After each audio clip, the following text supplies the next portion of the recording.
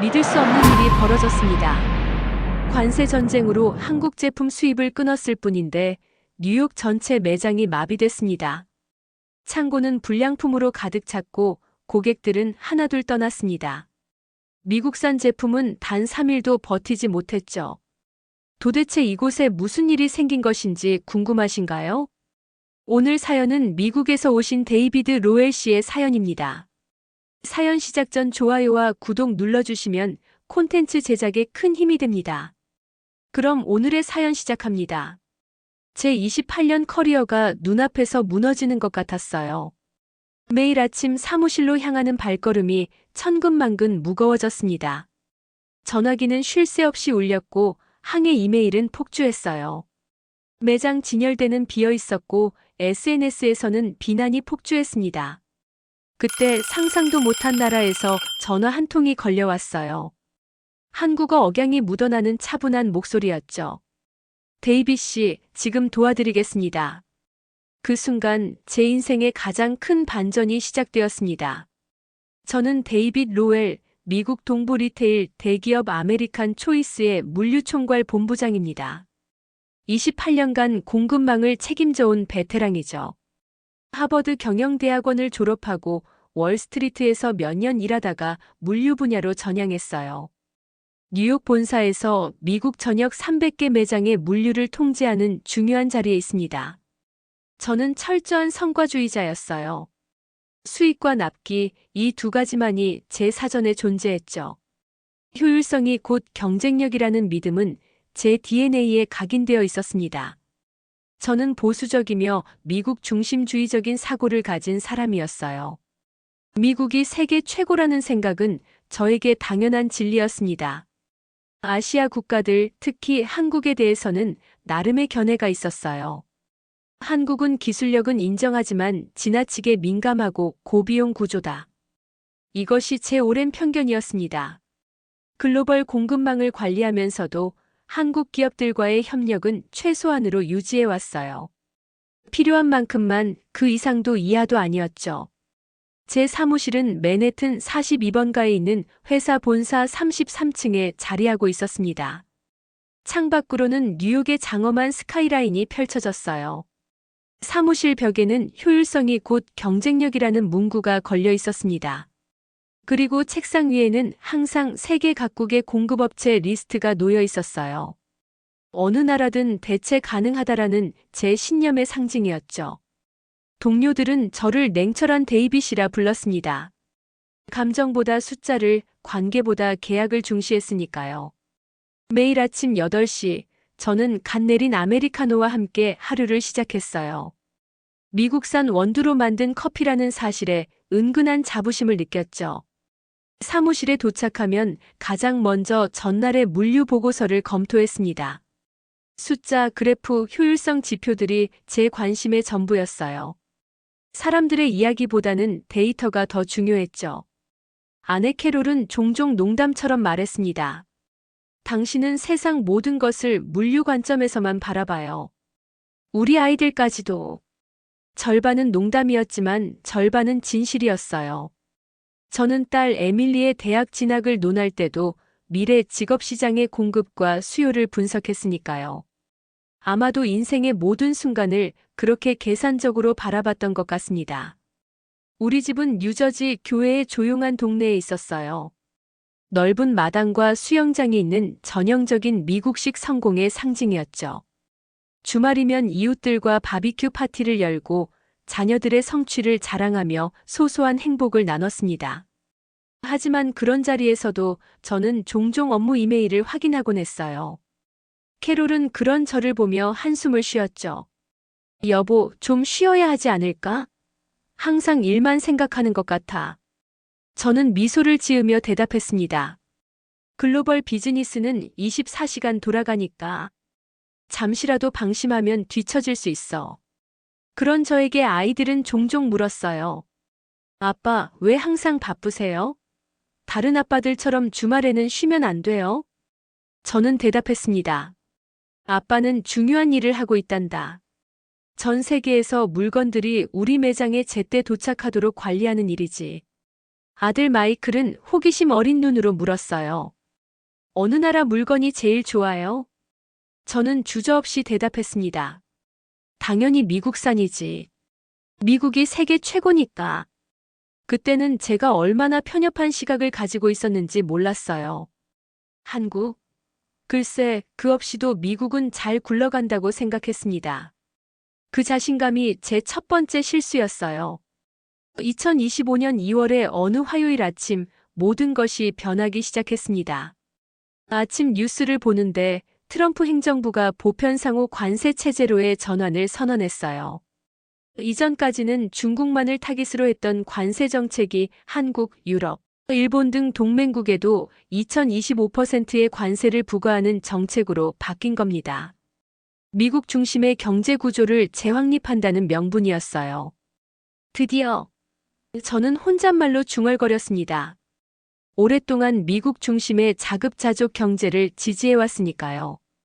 이제 진짜 미국 퍼스트가 시작되는군. 아내 캐롤은 걱정스러운 표정으로 물었어요. 괜찮겠어? 당신 회사는 해외 제품을 많이 취급하잖아. 저는 자신감 있게 대답했습니다. 걱정 마. 오히려 기회야. 미국 기업들이 더 많은 기회를 얻게 될 거야. 출근길 라디오에서는 경제 전문가들이 새로운 관세 정책의 영향을 분석하고 있었어요. 일부는 우려를 표명했지만 저는 그들이 너무 비관적이라고 생각했습니다. 변화는 항상 기회를 동반한다는 것이 제 신념이었으니까요. 사무실에 도착하자마자 CEO인 로버트 스타인이 긴급 경영진 회의를 소집했다는 메시지가 와 있었습니다. 회의실은 이미 긴장감으로 가득 차 있었어요. 창밖으로 맨해튼의 고층 빌딩들이 보였습니다. 마치 미국의 힘과 위엄을 상징하는 것 같았어요. 로버트가 입을 열었습니다. 여러분, 오늘 발표된 관세 정책이 우리 회사에 미칠 영향을 즉시 분석해야 합니다. 특히 물류와 조달 측면에서 어떤 변화가 필요한지 논의해 봅시다. 재무이사인 마이클 해리슨이 먼저 발언했어요. 현 공급망 유지 시 약 15%가량의 비용 증가가 예상됩니다. 이는 우리의 연간 수익 목표에 심각한 위협이 될 수 있어요. 마케팅 디렉터 제니퍼 킹은 우려를 표했습니다. 소비자들이 가격 인상을 어떻게 받아들일지 걱정됩니다. 특히 우리의 주요 경쟁사들이 어떤 전략을 취할지도 고려해야 해요. 모두가 침묵할 때 저는 손을 들었습니다. 제 머릿속에는 이미 구체적인 계획이 형성되어 있었어요. 고관세 국가와의 공급 계약을 축소하는 전략을 제안합니다. 특히 한국 제품에 대한 의존도를 낮춰야 해요. 베트남, 인도, 멕시코 등으로 공급선을 다변화하고 일부는 국내 생산으로 전환할 수 있습니다. 로버트가 관심을 보였어요. 구체적으로 어떤 품목들이 해당되는지, 그리고 얼마나 빨리 전환할 수 있는지 궁금하군. 저는 이미 준비해온 프레젠테이션 자료를 화면에 띄웠습니다. 한국에서 주로 수입하는 전자제품, 가전제품, IT 기기 등을 첫 단계로 전환할 수 있습니다. 관세 시행 전에 3개월의 준비 기간이 있으니 충분히 가능합니다. 새로운 공급업체들과는 이미 기초적인 접촉을 시작했고요. 회의실에는 미묘한 긴장감이 흘렀어요. 일부 임원들은 회의적인 표정이었습니다. 아시아 담당 이사인 제임스 황이 의문을 제기했어요. 데이빗, 한국 공급업체들과는 10년 넘게 안정적인 파트너십을 유지해왔어. 그들의 품질 관리 시스템과 납기 준수율은 업계 최고 수준이야. 정말 그들을 대체할 수 있을까? 저는 자신감 있게 대답했습니다. 물론입니다. 세계는 넓고 좋은 공급업체는 많아요. 베트남과 인도의 제조업체들도 빠르게 성장하고 있습니다. 게다가 미국 내 생산시설을 활용하면 물류 비용도 절감할 수 있어요. 로버트가 결정을 내렸습니다. 좋아, 데이빗. 자네가 이 전환 프로젝트를 이끌어주게. 다음 주까지 세부 계획을 제출해주게. 저는 자랑스럽게 고개를 끄덕였어요. 이것은 제 커리어에 있어 중요한 기회였습니다. 성공적으로 이 위기를 극복한다면 다음 CEO 후보로 이름이 오를 수도 있을 거예요. 회의가 끝나고 제 사무실로 돌아오는 길에 제니퍼가 다가왔습니다. 괜찮겠어? 한국 제품에 대한 소비자들의 충성도가 상당히 높아. 특히 우리 프리미엄 라인에서. 저는 자신감 있게 대답했어요. 걱정 말게. 소비자들은 생각보다 적응력이 뛰어나. 게다가 이번 기회에 미국산 우선 구매 캠페인을 런칭하면 오히려 더 효과적일 수도 있어. 제니퍼는 확신이 없어 보였지만 더 이상 이의를 제기하지 않았어요. 사무실로 돌아와 창밖을 바라보며 저는 속으로 생각했습니다. 그들 없이는 우리가 더 잘할 수 있다. 오히려 이번 기회에 미국 산업의 진정한 힘을 보여줄 때다. 그날 저녁 집에 돌아와 가족에게 이 소식을 전했습니다. 아내 캐롤은 여전히 걱정스러워 보였어요. 정말 한국 제품을 끊어도 괜찮을까? 우리 집 전자제품 대부분이 한국산인데 모두 고장 없이 잘 작동하잖아. 저는 확신에 찬 목소리로 대답했습니다. 걱정 마. 미국 기업들도 충분히 좋은 제품을 만들 수 있어. 이건 우리 경제를 위한 좋은 기회가 될 거야. 딸 에밀리는 대학에서 배운 국제경제학 지식을 바탕으로 의문을 제기했어요. 아빠, 보호무역이 단기적으로는 국내 산업을 보호할 수 있지만 장기적으로는 경쟁력 약화와 물가 상승을 초래한다고 배웠어요. 저는 그녀의 머리를 쓰다듬으며 말했습니다. 이론과 현실은 달라. 실제 비즈니스 세계에서는 때로는 과감한 결정이 필요하단다. 그날 밤 저는 새로운 공급망 구축 계획을 구상하며 늦게까지 일했어요. 한국 대신 베트남, 인도, 멕시코와 새로운 계약을 체결하기 위한 전략을 세웠습니다. 그때만 해도 저는 이 결정이 얼마나 오만한 것인지 전혀 알지 못했어요. 그리고 그 오만함이 얼마나 큰 대가를 치르게 될지도 상상조차 하지 못했습니다. 관세 발표 직후부터 저희 팀은 불철주야 대체 공급망 구축에 매진했습니다. 저는 이 프로젝트를 공급망 독립 이니셔티브라고 명명했어요. 매일 아침 8시 30분에 팀 리더들과 진행 상황을 체크했습니다. 팀원들은 밤낮으로 일했고 주말도 반납했어요. 저 역시 집에 거의 들어가지 못했습니다. 아내 캐롤은 매일 밤 문자를 보냈어요. 오늘도 늦게 들어오나요? 대부분의 경우 제 대답은 미안해, 중요한 회의가 있어였습니다. 베트남, 인도, 멕시코의 공급업체들을 찾아 컨택했어요. 현지 출장도 여러 번 다녀왔습니다. 그들의 생산시설을 둘러보며 제 계획이 실현 가능하다는 확신을 얻었어요. 물론 한국 기업들만큼 세련된 시설은 아니었지만 기본적인 품질은 유지할 수 있을 것으로 보였습니다. 동시에 미국 내 제조업체들과도 접촉했어요. 그들은 이번 기회를 높이 평가하며 적극적으로 협력하겠다고 약속했습니다. 미국 제조업의 부활이라는 슬로건이 내부적으로 공유되기 시작했어요. 물류팀장인 스티브 존슨이 매주 진행 보고서를 제출했습니다. 그의 보고서는 대체로 긍정적이었어요.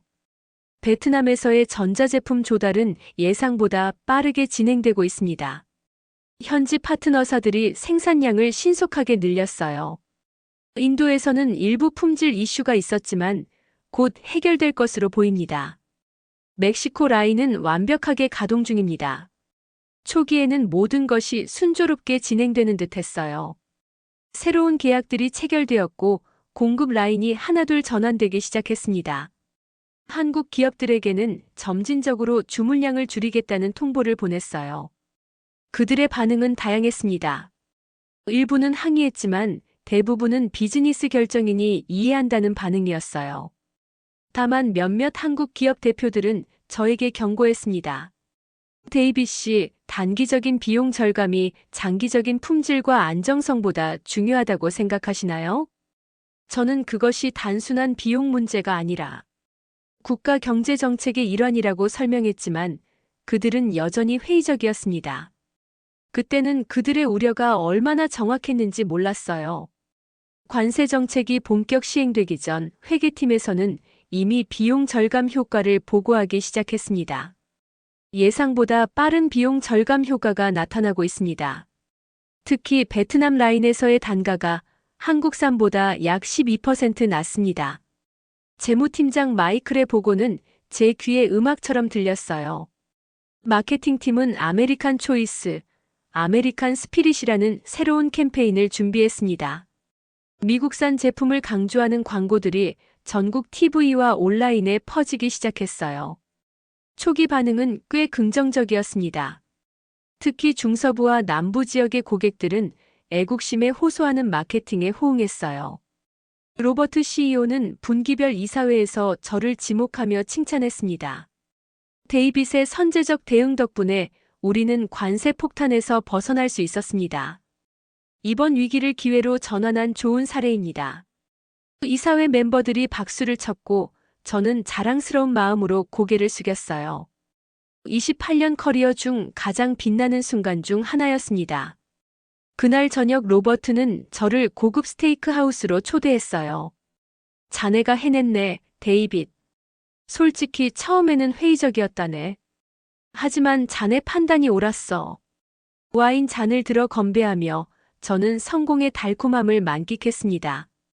그날 밤 아내에게 자랑스럽게 말했어요. 여보, 내가 회사를 구했어. CEO도 이사회에서 날 직접 언급했다고. 캐롤은 웃으며 대답했습니다. 당신은 언제나 위기에 강했잖아. 축하해요.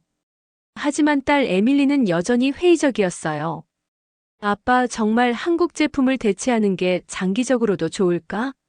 그들의 품질 기준은 세계 최고 수준이잖아. 저는 자신만만하게 대답했습니다. 글쎄, 그건 과장된 평가야. 역시 한국은 과대평가되어 있었어.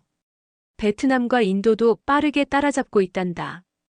게다가 우리에겐 미국 로컬 업체들도 있고. 에밀리는 고개를 저었지만 더 이상 논쟁하지 않았어요. 제가 얼마나 확신에 차 있었는지 알았으니까요. 그날 밤 침대에 누워 저는 스스로에게 만족스러운 미소를 지었습니다. 모든 것이 제 계획대로 흘러가고 있었으니까요.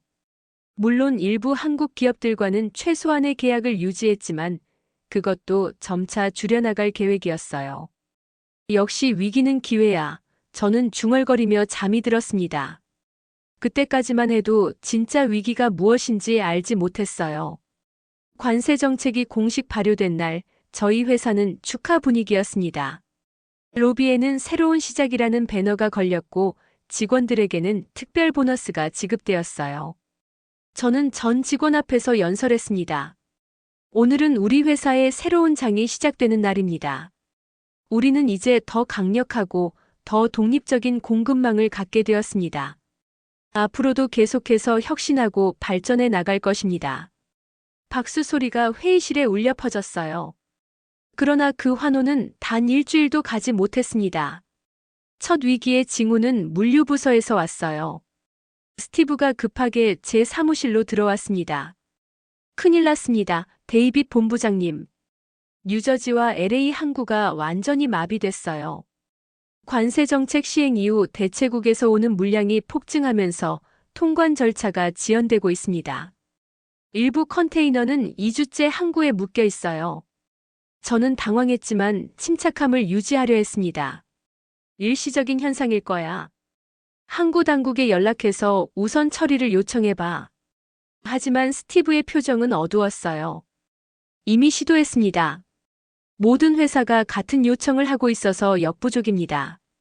게다가 항만 노동자들의 근무 시간이 한계에 도달했고 추가 인력 배치도 어렵다고 해요. 저는 심호흡을 했습니다. 그럼 항공 운송으로 일부 전환해볼까? 긴급한 물량부터 처리하자. 스티브는 고개를 저었어요. 항공사들도 이미 만석입니다. 요금도 3배 이상 폭등했고요. 게다가 공항 화물 터미널도 포화 상태라 처리 속도가 느립니다. 이것은 제가 예상하지 못한 상황이었어요. 저는 여전히 상황을 과소평가하려 했습니다. 이건 일시적 현상이다. 시스템이 새로운 환경에 적응하는 과정일 뿐이야. 그러나 내심 불안감이 밀려왔습니다. 아직은 인정하고 싶지 않았지만요.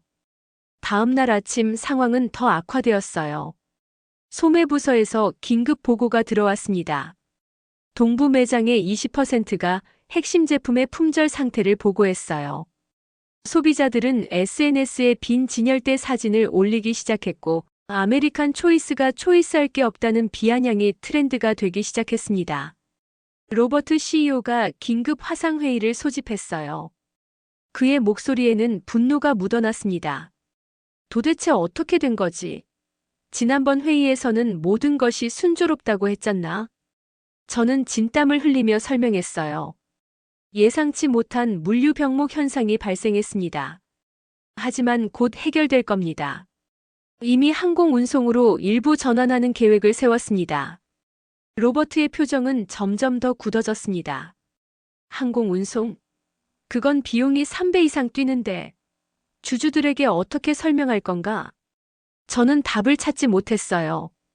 회의가 끝난 후 제 사무실로 돌아와 창밖을 바라보았습니다. 뭔가 잘못되고 있다는 느낌이 점점 커졌어요. 하지만 저는 여전히 이건 일시적 현상이다라고 스스로를 설득하려 했습니다.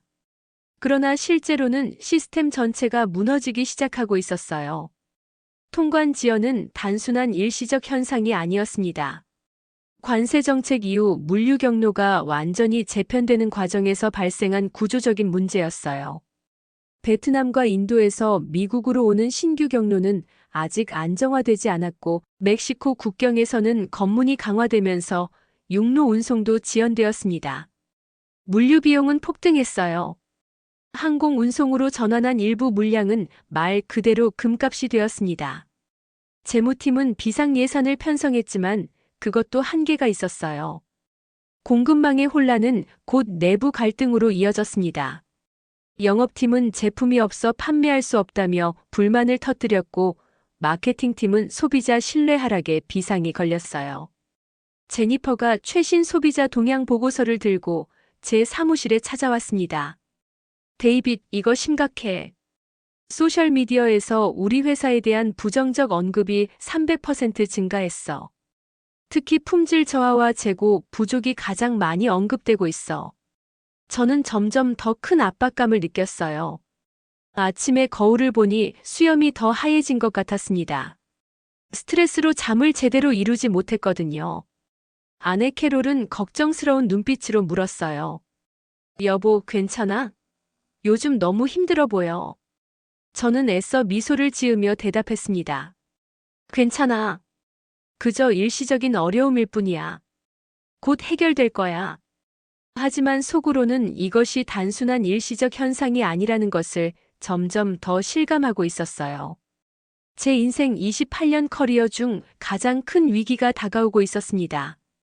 그리고 그 위기의 시작은 제 자신의 오만한 결정이었다는 사실이 저를 더욱 괴롭혔어요. SNS에서는 베트남산 지연, 인도산 불량, 미국산 비싸다라는 해시태그가 유행하기 시작했습니다. 제 첫 번째 시도는 참담한 실패로 끝나고 있었어요. 물류대란에 이어 두 번째 위기는 품질 문제였습니다. 간신히 매장에 도착한 제품들마저 고장과 불량으로 소비자들의 불만을 사기 시작했어요. 아침 이메일함을 열면 항해 메일이 수십 건씩 쌓여 있었습니다. 그중 하나를 열어보니 이런 내용이었어요. 귀사에서 구입한 베트남산 냉장고가 단 3일 만에 고장났습니다. 수리기사는 기판에 문제가 있다고 하네요. 2주 전에 친구 집에서 본 한국산 같은 모델은 멀쩡한데 이게 말이 됩니까? 즉각적인 환불과 사과를 요구합니다. 이런 메일이 하루에도 수십 건씩 쏟아졌습니다. 고객 서비스 센터는 전화 응대가 불가능할 정도로 통화량이 폭주했어요. 품질 관리팀장인 제니스 킴이 제출한 보고서는 충격적이었습니다. 신규 공급선에서 들어온 제품의 평균 불량률이 기존 대비 3배 이상 증가했습니다. 특히 전자제품의 경우 회로 기판과 전원부 불량이 대부분을 차지합니다. 인도산 제품은 특히 심각한데 제품 패키징부터 내부 부품까지 전반적인 품질 관리가 미흡합니다. 본사는 리콜 여부를 놓고 격론이 벌어졌어요. 리콜은 막대한 비용이 드는 것은 물론 브랜드 이미지에도 치명적인 영향을 미칠 수 있었습니다. 로버트 CEO는 분노를 억누르지 못했어요. 우리는 불과 3개월 전만 해도 업계 최고의 신뢰도를 자랑했다. 대체 어떻게 이런 상황이 된 건가? 그의 질문에 모두가 침묵했습니다. 하지만 그의 시선은 온전히 저를 향하고 있었어요. 저는 목을 가다듬었습니다. 책임은 제게 있습니다. 하지만 지금은 해결책을 찾는 데 집중해야 합니다. 가장 문제가 많은 인도산 라인을 즉시 중단하고 미국 로컬 생산으로 전환하는 방안을 선택해야 합니다. 로버트가 말을 자르며 냉소적으로 말했어요. 그 미국 로컬 생산이라는 게 결국은 중국에서 부품 가져다가 조립만 하는 거 아닌가? 게다가 비용은 30% 이상 높고. 저는 할 말을 잃었습니다. 로버트의 지적이 정확했으니까요. 미국 내 생산이라고 하지만 핵심 부품들은 여전히 해외에서 수입하는 경우가 많았어요. 게다가 인건비와 운영비가 높아 가격 경쟁력도 없었습니다. 회의가 끝난 후 매장 운영 디렉터인 앤드류 파커가 다가왔어요. 데이빗, 솔직히 말하지. 매장 이탈 소비자가 급증하고 있어. 재고 소진율이 73%에 그치고 있단 말이야. 이런 추세라면 연말 보너스는 물 건너간 거야. 그날 저녁 집에 돌아와 TV를 켰는데 CNBC에서 우리 회사 상황을 다루고 있었습니다. 미국 최대 리테일 체인 아메리칸 초이스, 관세 정책 이후 공급망 붕괴 위기라는 제목의 특집이었어요. 전문가들은 우리 회사의 결정을 비판하고 있었습니다. 단기적인 비용 절감에만 집중한 나머지 장기적인 품질과 안정성을 간과했다. 이는 미국 기업들의 전형적인 실수다. 그 순간 저는 처음으로 제 책임을 인정할 수밖에 없었어요.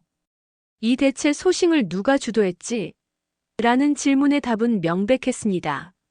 바로 저였어요. 28년 커리어가 쌓아온 모든 신뢰가 단 3개월 만에 무너지고 있었습니다.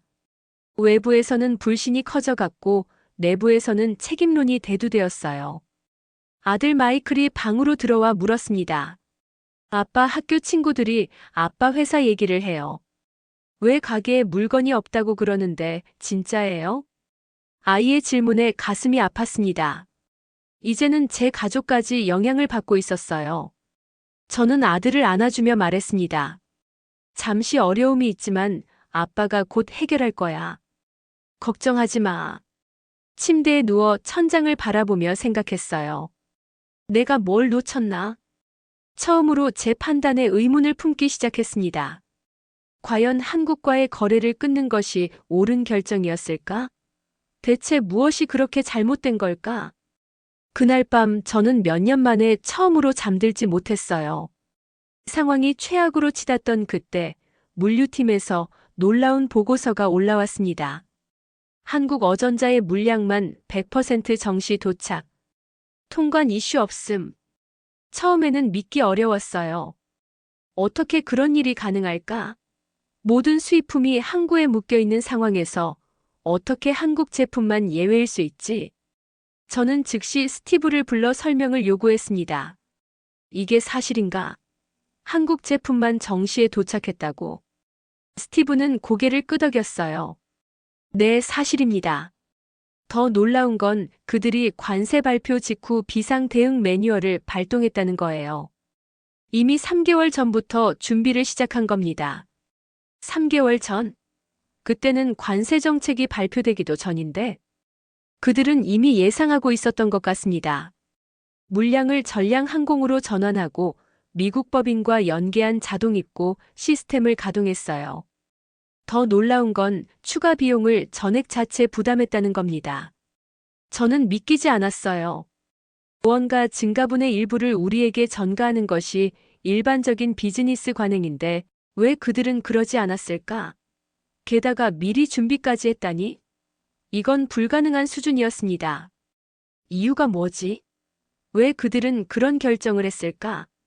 스티브는 어깨를 으쓱했어요.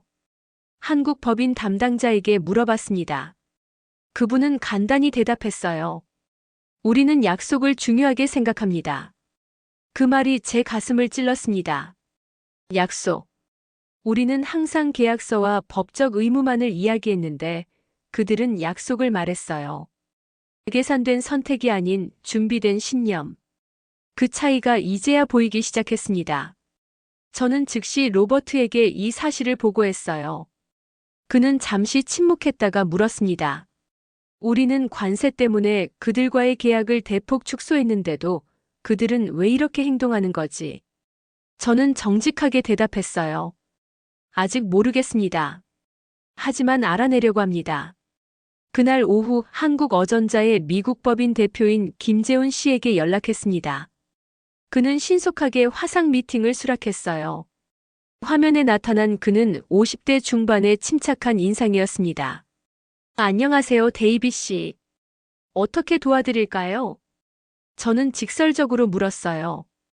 김 대표님, 솔직히 이해가 안 됩니다. 우리가 귀사와의 계약을 대폭 축소했는데도 어떻게 이런 완벽한 배송을 유지하시는 건가요? 게다가 추가 비용까지 자체 부담하시면서요. 김재훈 대표는 미소를 지었습니다. 데이비 씨, 저희에게 비즈니스는 단순한 계약 이상의 의미가 있습니다. 우리는 10년 넘게 파트너십을 유지해 왔어요. 어려운 시기야말로 진정한 파트너의 가치가 드러나는 때라고 생각합니다. 그의 말은 저에게 새로운 관점을 제시했어요. 우리는 항상 비즈니스를 숫자와 계약으로만 바라봤습니다. 하지만 그들에게는 관계와 신뢰가 그 이상으로 중요한 가치였던 겁니다. 그런데 어떻게 이런 상황을 미리 예측하고 준비하셨나요? 김 대표는 차분히 설명했어요. 저희는 항상 여러 시나리오를 준비합니다. 관세 정책은 예상 가능한 위험 중 하나였죠. 저희 본사는 이미 5년 전부터 글로벌 리스크 매니지먼트 팀을 운영하고 있습니다. 그들이 다양한 위기 상황에 대비한 대응책을 마련해 두었지요. 5년 전부터요? 저는 충격을 받았습니다. 우리는 겨우 3개월 전에야 대응책을 마련하기 시작했는데 그들은 이미 5년 전부터 준비했다니. 이건 단순한 시간 차이가 아니라 사고방식의 근본적인 차이였어요. 그렇습니다. 저희는 항상 최악의 상황을 먼저 가정합니다. 그리고 그에 대한 대비책을 마련하죠. 그것이 저희 기업 문화의 일부입니다. 대단하군요. 그런데 정말 궁금한 게 있습니다. 왜 그렇게까지 하시는 건가요? 관세 때문에 수익성이 크게 떨어졌을 텐데요. 김 대표는 잠시 생각하더니 답했어요. 단기적인 수익보다 장기적인 신뢰가 더 중요하다고 생각합니다. 고객과의 약속은 어떤 상황에서도 지켜야 한다는 것이 저희의 철학입니다. 관세나 자연재해 같은 외부 요인은 변명이 될 수 없어요. 통화를 마친 후 저는 오랫동안 사무실 창밖을 바라보았습니다. 뭔가가 변하고 있었어요. 제 내면에서 제가 믿어온 모든 것에 대한 의문이 피어나기 시작했습니다. 감정의 정점은 그로부터 일주일 후에 찾아왔어요. 뉴저지 물류창고를 방문했을 때였습니다. 물류대란으로 창고는 혼란 그 자체였어요. 트럭들은 하역을 기다리며 길게 줄을 서 있었고 직원들은 지친 표정으로 일하고 있었습니다. 그런데 갑자기 한 트럭이 정문에 도착했어요. 한국어전자의 로고가 선명했습니다. 창고 관리자인 톰 해리스가 반색하며 다가왔어요. 보세요. 한국 트럭이 또 정시에 도착했어요. 이번이 벌써 4주 연속입니다. 다른 모든 업체가 지연되는 상황에서요. 그리고 놀라운 일이 벌어졌습니다. 창고 직원들이 자발적으로 박수를 치기 시작했어요. 한 직원이 스마트폰으로 이 장면을 찍고 있었습니다. 나중에 알게 되었지만 이 영상은 SNS에서 바이럴이 되었다고 해요. 물류대란 속단 하나의 정시 배송이라는 제목으로요. 트럭에서 내린 한국인 운전자가 수줍게 손을 흔들었습니다. 저는 그에게 다가가 물었어요. 어떻게 이런 상황에서도 항상 정시에 도착할 수 있는 건가요? 그는 영어로 천천히 대답했습니다. 관세는 피하지 못했지만 약속은 지켜야죠. 그 순간 제 눈에 눈물이 고였어요. 28년 커리어 동안 이런 감정을 느낀 적은 없었습니다. 수치와 감동이 뒤섞인 복합적인 감정이었어요. 우리가 그들을 배신했음에도 그들은 약속을 지켰습니다. 이것이 진정한 비즈니스 정신이 아닐까 하는 생각이 들었어요. 창고를 둘러보는 동안 저는 한국 제품과 다른 국가 제품의 차이를 명확히 볼 수 있었습니다. 한국 제품은 완벽하게 포장되어 있었고 불량률도 거의 없었어요. 반면 베트남과 인도에서 온 제품들은 포장부터 내용물까지 품질 편차가 컸습니다. 미국 로컬 제품은 품질은 괜찮았지만 가격이 너무 비싸서 경쟁력이 없었어요. 그날 저녁 한국 본사에 이메일을 보냈습니다. 간단하지만 진심을 담은 메시지였어요. 귀사의 변함없는 신뢰와 헌신에 깊은 감사를 표합니다. 우리가 어려운 결정을 내렸음에도 귀사는 최고의 파트너십을 보여주셨습니다. 이번 경험을 통해 많은 것을 배우고 있습니다. 다음 날 아침 한국 본사의 부사장으로부터 답장이 왔어요. 데이비 씨, 파트너십은 좋을 때만이 아니라 어려울 때 더욱 빛을 발한다고 생각합니다. 언제든 필요한 것이 있으시면 알려주세요. 함께 이 위기를 극복할 수 있을 것입니다. 이 이메일을 로버트에게 전달했습니다. 그는 한동안 침묵하더니 말했어요. 그들의 접근 방식에서 우리가 배울 점이 있는 것 같군. 저는 고개를 끄덕였습니다. 네, 많습니다. 이번 사태를 깊이 성찰하면서 저는 한국과 미국의 비즈니스 접근 방식의 근본적인 차이를 깨닫기 시작했어요. 한국은 위기 이전부터 자동화, 물류 독립망, 리스크 시나리오 등을 준비했습니다. 반면 미국은 자국 생산을 외치며 로비와 규제에만 매몰되어 있었어요. 한국 기업들은 만약이 아니라 언제라는 관점에서 위기를 바라보았습니다. 그들에게 위기는 피할 수 없는 현실이었고 따라서 철저한 준비가 필수였어요. 반면 우리는 항상 이번에는 다를 거야라는 낙관주의에 빠져 있었습니다. 가장 충격적인 깨달음은 책임에 대한 관점 차이였어요.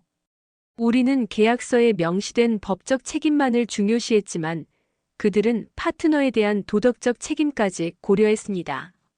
이는 단순한 비즈니스 전략의 차이가 아니라 문화와 가치관의 차이였어요. 김재훈 대표와의 두 번째 화상회의에서 저는 이러한 차이점에 대해 더 자세히 물어보았습니다. 김 대표님, 솔직히 말씀드리면 저희 회사와 귀사의 접근 방식 차이가 너무 커서 놀랐습니다. 어떻게 이런 기업 문화를 만들어낼 수 있었나요? 김 대표는 깊이 생각하더니 답했어요. 한국은 자원이 부족한 나라입니다. 우리에게 가장 중요한 자원은 사람과 신뢰예요. 물질적 자원이 부족할 때 우리는 인적 자원과 관계의 가치를 극대화하는 방향으로 발전해왔습니다. 그는 계속해서 설명했어요. 또한 한국은 수많은 위기를 겪어왔습니다. 전쟁, 경제위기, 자연재해 등이요. 그런 경험들이 우리에게 항상 최악의 상황을 대비하라는 교훈을 주었어요. 그래서 우리는 언제나 여러 단계 앞을 내다보고 준비합니다. 사무실에 앉아 창밖을 바라보며 저는 스스로에게 중얼거렸어요. 우리는 시스템을 설계했지만 그들은 책임을 설계했다. 이 깨달음은 제 경영 철학을 근본적으로 변화시켰습니다. 효율성과 비용 절감도 중요하지만 신뢰와 책임이 더 큰 가치라는 것을요. 문화 충돌에서 문화 존경으로의 전환이 시작된 순간이었어요. 다음 날 저는 전체 팀 회의를 소집했습니다. 그리고 처음으로 솔직하게 제 실수를 인정했어요. 여러분, 제가 우리 회사를 잘못된 방향으로 이끌었습니다. 단기적인 비용 절감에만 집중한 나머지 장기적인 신뢰와 품질을 간과했어요. 오늘부터 우리는 방향을 전환하겠습니다. 신뢰를 최우선 가치로 삼을 것입니다. 팀원들은 놀란 표정이었지만 곧 이해의 눈빛으로 바뀌었어요. 그들도 이미 상황의 심각성을 알고 있었으니까요. 스티브가 손을 들었습니다. 그럼 한국 공급업체들과의 관계를 복원하는 방향으로 가는 건가요? 네, 그렇습니다. 하지만 단순히 이전 상태로 돌아가는 것이 아니라 더 깊은 파트너십을 구축하려 합니다. 그들의 위기 관리 시스템과 품질 관리 방식을 배우고 우리 시스템에 통합할 겁니다. 결국 한국 제품 덕분에 일부 매장은 생존할 수 있었습니다. 완전히 한국 제품을 배제했던 매장들은 심각한 품절 사태를 겪었지만 최소한의 공급선을 유지했던 매장들은 그나마 고객 신뢰를 유지할 수 있었어요. 소비자들은 점차 한국산 신뢰라는 등식을 형성하기 시작했습니다. 한 고객의 온라인 리뷰가 바이럴이 되었어요. 품절 대란 속에서도 한국산 제품만 구할 수 있었다. 가격은 조금 비쌌지만 품질과 신뢰는 그 이상의 가치가 있다. 로버트 CEO는 긴급 이사회를 소집하여 한국과의 재계약 협의를 시도하기로 결정했습니다. 저는 그 프로젝트의 책임자로 지목되었어요. 아이러니하게도 한국과의 계약을 축소하자고 제안했던 바로 그 사람이 이제는 한국과의 관계를 회복하는 임무를 맡게 된 겁니다. 김재훈 대표와의 세 번째 화상회의에서 저는 진심으로 사과했어요. 김 대표님, 저희의 이전 결정이 얼마나 근시안적이었는지 이제야 깨닫습니다. 다시 한번 긴밀한 파트너십을 구축할 수 있는 기회를 주시겠습니까? 김 대표는 따뜻한 미소로 대답했습니다. 데이비 씨, 파트너십은 단기적인 손익계산이 아닌 장기적인 신뢰에 기반합니다. 저희는 언제나 열려 있습니다. 그날 밤 집에 돌아와 아내 캐롤에게 모든 것을 털어놓았어요. 제가 얼마나 오만했는지, 그리고 한국 기업들로부터 어떤 교훈을 얻었는지요. 캐롤은 제 손을 잡으며 말했습니다. 당신이 변했네요. 더 겸손해졌어요. 이번 위기가 오히려 축복이 될 수도 있겠어요. 저는 고개를 끄덕였어요. 그래, 가장 높은 관세가 부과된 나라가 가장 낮은 자세로 신뢰를 보여줬어. 이건 돈으로 환산할 수 없는 가치야. 딸 에밀리는 신기한 듯 저를 바라보았습니다. 아빠가 이렇게 한국 기업을 칭찬하는 건 처음 봐요. 전에는 항상 미국이 최고라고 했잖아요. 저는 쓴웃음을 지었어요. 사람은 변하는 법이지. 특히 명백한 진실 앞에서는. 이듬달 저희 회사는 한국 기업들과 새로운 파트너십 협약을 체결했습니다. 이번에는 단순한 공급 계약이 아니라 위기 대응 시스템 공유와 기술 협력까지 포함된 포괄적인 협약이었어요. 관세 비용은 여전히 부담이었지만 그 이상의 가치를 얻을 수 있다고 모두가 확신했습니다. 로버트 CEO는 언론 인터뷰에서 이렇게 말했어요. 우리는 단기적인 비용보다 장기적인 신뢰를 선택했습니다. 이번 위기를 통해 진정한 파트너십의 가치를 배웠습니다. 그의 발언은 월스트리트에서도 긍정적인 반응을 얻었습니다. 주가는 서서히 회복되기 시작했고 소비자 신뢰도 점차 회복되었어요. 저는 이제 완전히 다른 사람이 되었습니다. 제 사무실 벽에 걸려있던 효율성이 곧 경쟁력이라는 문구 대신 신뢰가 곧 경쟁력이라는 새로운 문구를 걸었어요. 모든 직원들에게 이 변화의 의미를 설명했습니다. 우리는 단순히 물건을 사고 파는 것이 아니라 신뢰를 교환하는 것입니다. 한국 파트너들로부터 배운 가장 큰 교훈입니다. 한 달 후 저는 직접 한국을 방문할 기회가 있었어요. 처음으로 한국 파트너사의 본사와 공장을 방문했습니다. 그곳에서 본 것은 제 예상을 훨씬 뛰어넘었어요. 공장은 놀라울 정도로 깨끗하고 체계적이었습니다. 모든 직원이 자부심을 가지고 일하는 모습이 인상적이었어요. 품질 관리 시스템은 제가 지금까지 본 것 중 가장 철저했습니다. 각 제품은 여러 단계의 검사를 거쳤고 불량품은 즉시 분석되어 원인이 파악되었어요. 더 놀라운 것은 그들의 위기 관리 시스템이었습니다. 거대한 상황실에는 전 세계 물류 상황이 실시간으로 모니터링되고 있었어요. 다양한 시나리오에 대한 대응 매뉴얼이 준비되어 있었고 정기적인 모의 훈련까지 실시하고 있었습니다. 이건 마치 군사작전 같네요. 저는 감탄했어요. 김재훈 대표가 웃으며 대답했습니다. 비즈니스도 일종의 전쟁이니까요. 항상 준비되어 있어야 합니다. 저녁 식사 자리에서 한국 임원들과 깊은 대화를 나눌 기회가 있었어요. 그들의 비즈니스 철학은 제가 지금까지 배워온 것과는 완전히 달랐습니다. 우리에게 계약은 시작일 뿐입니다. 진정한 관계는 그 이후에 형성됩니다. 어려울 때 서로를 어떻게 대하느냐가 더 중요하죠. 한 임원은 이렇게 덧붙였어요. 한국에서는 신이라는 개념이 중요합니다.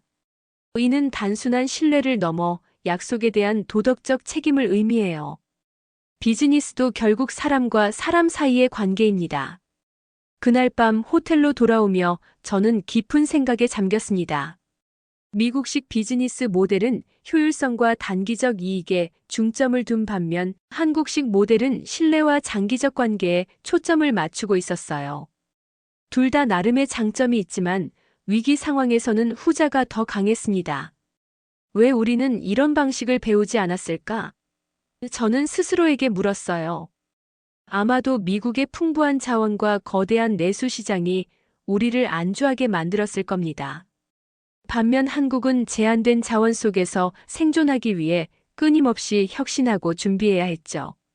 뉴욕으로 돌아온 후 저는 회사 전체에 한국에서 배운 교훈을 공유했어요. 위기 관리팀을 새롭게 구성하고 장기적 파트너십 프로그램을 도입했습니다. 품질 관리 시스템도 전면 개편했어요. 가장 중요한 변화는 기업 문화였습니다.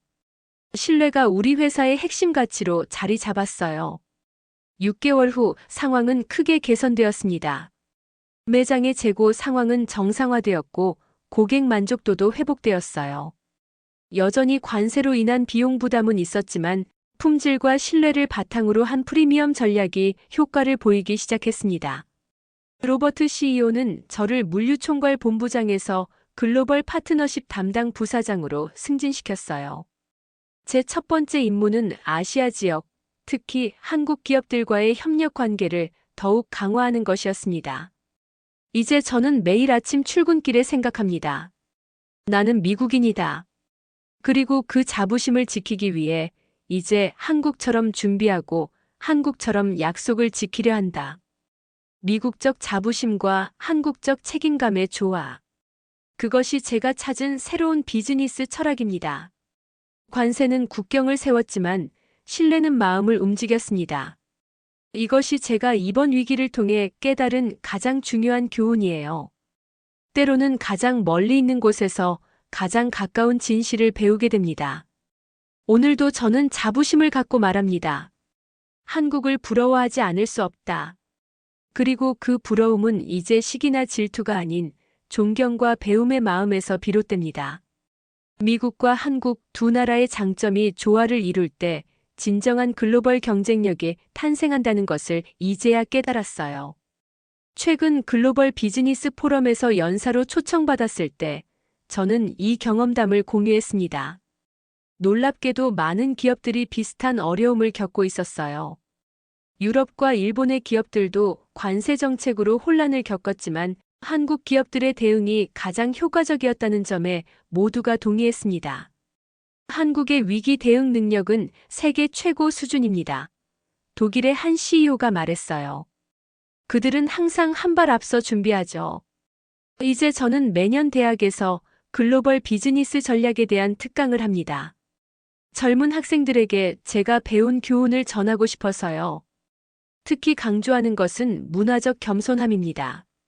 다른 문화에서 배울 점을 겸손하게 받아들이는 자세가 글로벌 비즈니스에서 얼마나 중요한지 말이죠.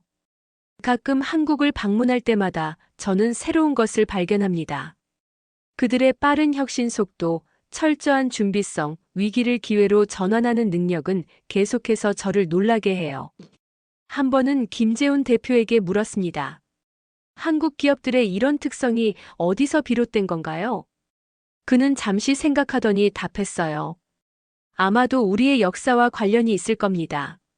한국은 수많은 외부 침략과 위기를 겪어왔어요. 그 과정에서 생존하기 위해 항상 준비하고 단결하고 혁신해야 했죠. 이것이 우리 DNA에 새겨진 겁니다. 이 말이 제 가슴에 깊이 와닿았습니다. 역경이 오히려 강점을 만들어낸 것이죠. 미국은 풍부한 자원과 유리한 지정학적 위치 덕분에 상대적으로 편안한 발전을 이룰 수 있었어요. 하지만 그것이 오히려 우리를 안일하게 만든 측면도 있었습니다. 오늘날 저희 회사는 글로컬 전략을 추구합니다. 글로벌 사고와 로컬 실행의 조화를 의미하죠. 각 국가의 장점을 존중하고 배우면서 그것을 우리의 시스템에 통합하는 것이에요. 특히 한국의 위기 관리 시스템과 품질 관리 방식은 우리 회사 전체에 도입되었습니다. 여러분, 이 이야기를 통해 무엇을 느끼셨나요? 국경과 문화를 초월한 신뢰의 가치, 위기 속에서 빛나는 준비의 중요성, 그리고 약속을 지키는 것의 힘. 이것이 한국이 세계에 보여준 가치이자 우리 모두가 배워야 할 교훈이 아닐까요? 한국의 기업들은 단순히 제품만 파는 것이 아니라 신뢰와 약속을 팔고 있었습니다. 그리고 그것이 어떤 관세보다도 강력한 경쟁력이 되었어요. 이 이야기가 여러분에게 작은 울림이라도 주었다면 주변 사람들과 공유해 주세요. 그리고 댓글로 여러분의 경험도 들려주시면 좋겠습니다.